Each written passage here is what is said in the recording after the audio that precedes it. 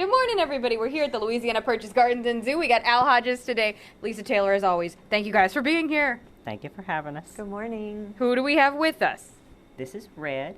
She is a Mexican redknee tarantula.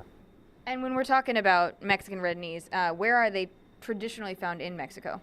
They're going to be from northern Mexico down through central Mexico. You can find them in the southwestern United States as well, a little bit. And they're going to be in the desert regions. And there are quite a few different varieties of tarantulas. Many. Many. And then here at the zoo, how many do you have? We have 4 species of tarantula. We have a Chilean rosehair, we have a Mexican fireleg, we have a Venezuelan greenbottle blue, and we have a Mexican redknee. So Lisa, right now you can't see them, but you can request them. You can request them, for a birthday party, or we don't typically walk the tarantulas on our hand out into the public. Lots of times you'll see Al with a tarantula, just because they're so delicate. And we don't want anybody to get too scared and bump Al or for her to make a leap, because these guys, if they fall from a certain height, can hurt themselves or potentially die. Right. So reptiles currently, but also in the education building. This is where this one is located currently. Right, very delicate species. And so what are some of their ways that, they attack prey or anybody that's coming at them, predators? So, for your New World species of tarantula, all of the tarantulas we have are New World, which means they are going to be in the Western Hemisphere. They are going to try to run away. Their venom is not very potent, but they can kick hairs off of their abdomen, which it's about like fiberglass. So you don't want to breathe it in or get it in your eyes. It can be really, really irritating, and that gives them enough time to get away. They can throw their front legs up and try to look big and scary and show off their fangs. And for last resort, they can try to dish out a bite and then skedaddle. And that is a painful experience. Yes, just because their fangs are so large. It's not necessarily a super painful bite venom-wise. It's going to be about the equivalent of a bee sting. So unless you're allergic, it's really not going to do you in.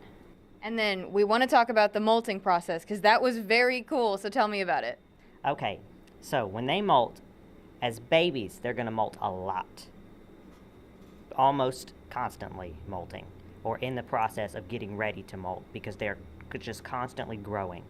Because they go from itty bitty teeny tiny to this big.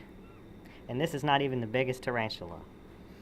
But they'll molt a lot, and they will go into almost like a coma state where they have to produce just the right hormones, be at just the right temperature and humidity, and then they will shed this entire exoskeleton and come out soft and squishy, brand new set of hair, brand new set of urticating hairs. Yeah. And their fangs will be too soft to eat anything for quite a while after they molt. And once those fangs harden back up, that's usually when the rest of their exoskeleton is hardened back up and they're ready to go back to normal. So really, as they get older, it's only on a need-be basis. Yes, once they reach maturity, it's really on a need-be basis. If they're just gaining weight, eating too much, that sort of thing. You just got to go up a size, it'll be okay. Exactly. What's one of your favorite facts about these guys, Lisa? I would have to say it's the anatomy and the hairs that are on the tarantula. Tarantulas, they're spiders, guys, so they have 8 legs, which they kind of fool you at first because there's actually 10, it looks like, legs on the tarantula, but there's actually 8 and 2 little pedipalps on the front of the tarantula that helps them eat. But the hairs are actually their nose, their fingers, all of that kind of stuff when it comes to how their perception of the environment. So any vibrations, any kind of heat or cold or anything like that, those hairs are going to pick it up first.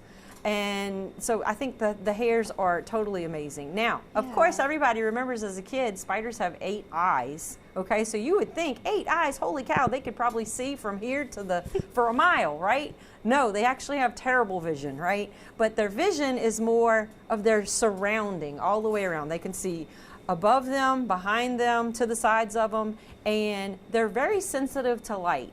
And saying that with their vision, if a predator was to come over the top of them, their eye would sense it immediately, and then they would skedaddle, get the heck out of there pretty quick. So I would say, yeah, the anatomy of the spider, or the tarantula in particular, is probably my fun fact about them. Awesome. Thank you guys so much for telling us about her. We're going to have more details on KNOE.com.